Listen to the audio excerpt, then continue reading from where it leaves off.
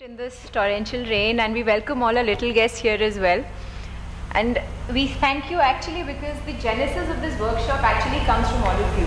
So in continuity with our other workshops, which was preparing for the new arrival and routine pediatric care, we actually reached out to our parents and asked that, do you need any more help? We discovered this in Dakile. Often parents would come to the clinic and they were overwhelmed with a lot of queries and concerns, and the limited OPD consultation made it very challenging for us to reach out to them. So with 10-15 genuine questions, genuine concerns, anxious parents, sleepless parents, थोड़ा मुश्किल हो रहा था to reach out to them. So we thought, let's create a workshop. So this workshop is actually a culmination and the result of all the questions we asked the parents, and they came up with a list. उन्होंने बताया हमें ये concerns हैं. Please address those. Am I audible? Okay. So which is why I think the credit goes to parents for helping us initiate this workshop. I also want you to note that we know we have little guests over here, and most of them would want to be heard and be made audible as well. So we have support for you here. In case any mother decides to feed, we have provisions for nursing covers. So I would encourage you to contact Ruchika, child health educator, who will be coordinating that.